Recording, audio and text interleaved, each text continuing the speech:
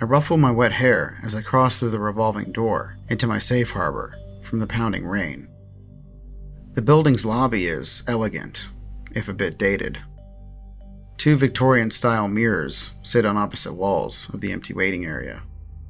In the mirror's funhouse effect, countless copies of my reflection appear to stretch into eternity.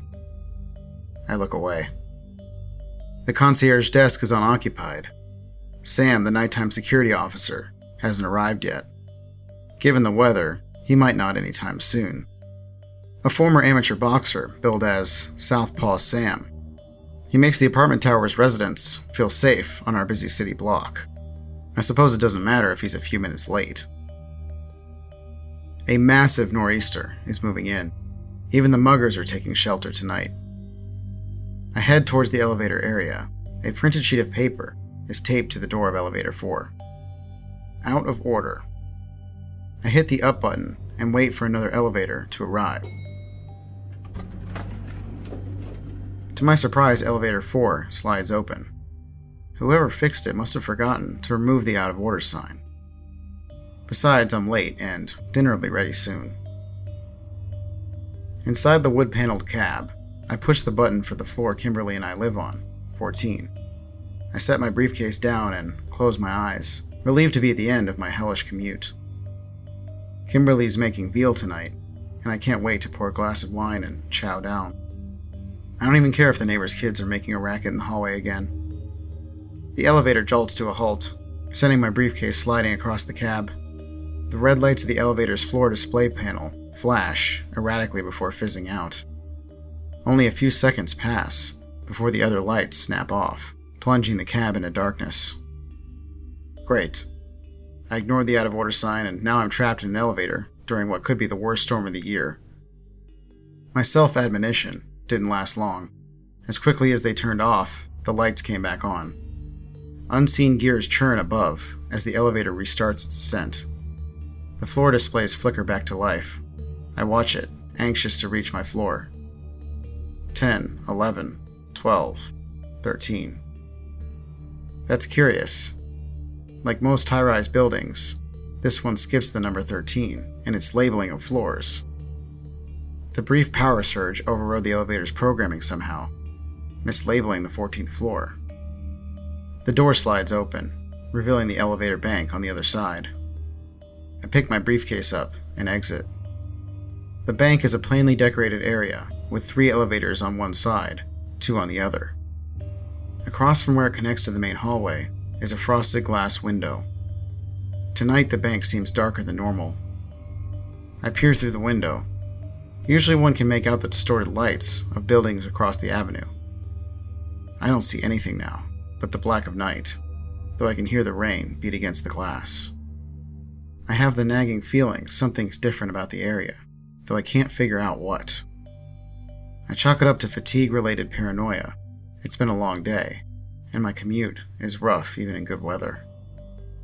In the hallway, the neighbors' kids are tossing a tennis ball against the wall repeatedly. A 12-year-old boy and his 9-year-old sister. Their favorite activity is disturbing everyone else who lives on the floor. Remembering what it was like to be their age, I stifle my urge to tell them to quiet down. I greet them politely instead. "Have a good night." "Have a good night," the older sister says as I pass. Funny. I could have sworn she was the younger sibling. I retrieve my keys and open my door at the end of the hallway. A pungent aroma wafts into my nostrils from the kitchen. It's not what I expected dinner to smell like, but I trust Kimberly. She's a much more talented cook than I. "Hey babe," I call out. Kimberly exits the kitchen to meet me in the living room. She's beautiful as ever, but looks slightly different. "Getting here must have been awful in this weather," she says, giving me an up and down glance. I must look like a wet dog. "It was almost worse," I explain. "I ignored the out-of-order sign on the elevator and nearly got trapped in it." "Hey, have you changed something? Maybe your hair? You look different." Kimberly looks perplexed for a fleeting second before responding. "No, you're just not used to seeing me in this apron. Cooking was getting a bit messy." I lean in for a kiss, careful not to touch her apron, which upon closer examination is covered in red smears But as my face draws closer to hers, I identify the real issue. Kimberly's distinctive birthmark is on the wrong side of her face. An implausible thought. This isn't my wife. I kiss her, trying to act as if nothing's amiss. She tells me to go change out of my wet clothes while she puts the finishing touches on dinner.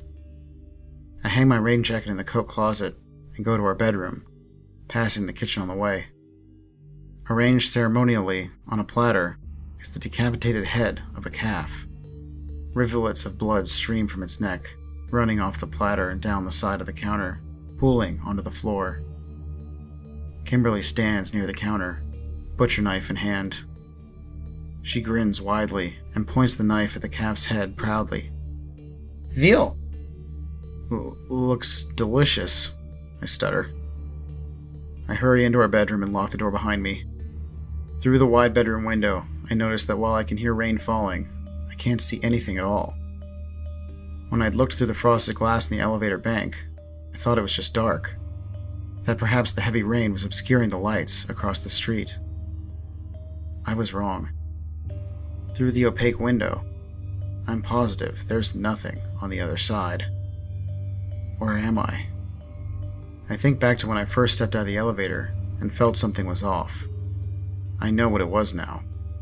The elevator bank on the 14th floor has 3 elevators on one side and 2 on the other. Tonight they switched sides. Just like the neighbor's kids seemed to swap ages. Just like Kimberly's, no, the woman's birthmark is on the wrong side of her face. The elevator display was never wrong. I'm not on my floor, but the 13th floor.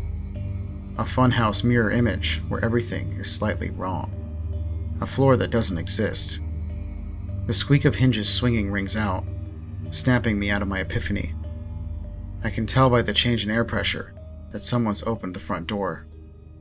I listen intently, gripping my briefcase so tight my knuckles go white. The door swings shut with a thud. "Honey," a voice calls out. "I'm home." The voice is impossibly familiar. I fling the bedroom door open and rush into the living area.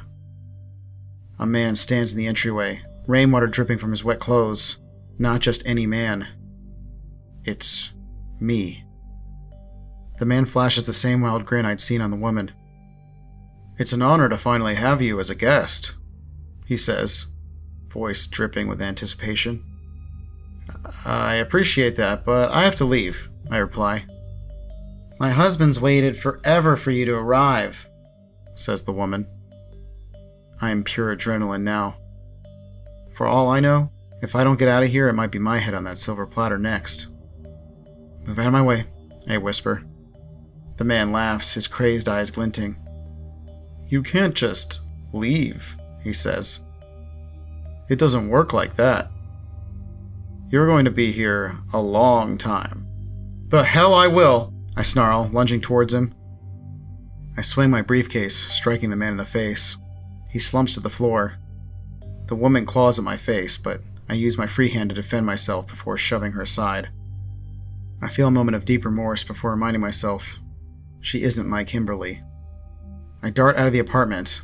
The neighbor's kids are still in the hallway, flinging that damn ball against the wall over and over. They smile perversely as I rush past the elevator bank. I hit the elevator button. One of them needs to get here, quick. A door slams somewhere in the hallway. "Bring him back!" the woman screams as footsteps pound the floor. I start jabbing at the button in a desperate attempt to get an elevator here quicker. A door slides open. Unlucky for me, it's the one elevator I never want to step foot in again. Elevator 4. The lights in the cab flicker erratically. Before I've made a decision, the man streaks into the elevator bank. "Go ahead," he taunts, taking his time approaching. "Get in. Worked well for you the first time." He's right. I'm not making that mistake again. The elevator beeps, signaling that its door will be closing soon. If anyone has to go into that cursed elevator, it's him. I strike as soon as he enters my reach. A well-timed shove sending him falling backwards into the cab. The door begins to slide closed. The last thing I see before it seals shut is the man looking up from the floor, still wearing a hint of that unnatural grin. Having bought myself a minute to escape, and afraid the woman will come after me herself, I duck into the stairwell, the only other means to get away. Relief washes over me when I run downstairs, past the floors below. I hadn't been sure the 13th floor was physically connected to the rest of the building. I stumble out of the stairway into the lobby, huffing and puffing. The run downstairs was the most intense cardio I've done in years. Sam is sitting at the concierge desk. I've never been so happy to see him. "Sam!" I exclaim, out of breath. "You've got to make sure no one takes elevator 4. There's something terribly wrong with it." Hold on," Sam says in his thick New York accent. "No one's ever taken elevator 4. I know the thing's broke, that's why it says out of order." "Yeah, but it showed up anyway. I got inside and it stopped, and all the lights went off, and I ended up on the 13th floor."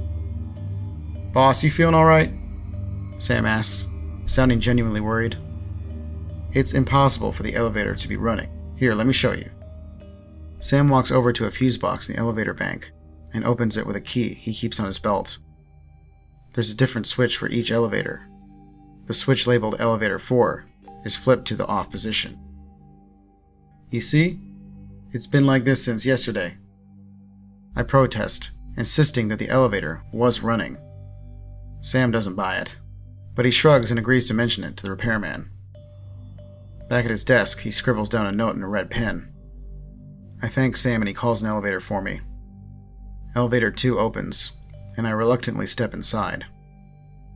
I'm shaken and questioning my own sanity, but above all, I'm grateful to be out of, well, wherever I was. The elevator lets me off on the 14th floor, and when I step into the elevator bank, I make sure I can see lights across the street through the frosted glass window. I pass the neighbor's kids in the corridor. Sure enough, the boy is the older sibling. When I walk into the apartment, dinner's already on the table. Veal, cooked the way I expected. Kimberly's waiting. I hug her tightly, making sure to check that her birthmark is properly placed. "I'm so sorry I'm late," I say. "The train broke down for about 20 minutes. Storm's really messing things up." "You must be starving," she replies. "Dinner's getting cold. Go change into some dry clothes and join me." In the bedroom, I look out the window, admiring the view of the city. I decide not to tell Kimberly the truth. I don't want her to look at me the way Sam did when I tried to explain it to him. My train of thought stops as I recall a small detail from my conversation with Sam. When he wrote that note for the repairman, Sam wrote it with his right hand. Southpaw Sam, the left-handed boxer. I need to know if I'm driving myself crazy or if I never left the 13th floor at all. I call Kimberly's cell phone. If I hear her answer in the dining room, I know it's really her, and I'm at home. She hollers from the dining room as I'm dialing, asking me to hurry up. I hit send. I wait, but there's no audible ring in the apartment. Maybe it's on silent. I'm expecting to get her voicemail when she picks up. "Hello?" There's no corresponding sound from the dining room. The woman in the dining room isn't my wife, and this isn't my home. "Kimberly," I whisper. "It's Jacob. I need you to listen to me and believe what I'm saying, because it's gonna sound... Don't call here again, you scumbag!" She sounds disgusted. "What?" "Kimberly, it's me." "Can you believe this guy?" she says, barely audible. She's not speaking into the receiver, but to someone else in the room. My stomach drops. I'm on the 13th floor with the woman, but the man, he's not here anymore. It's one of those identity scammers calling. He's claiming to be you,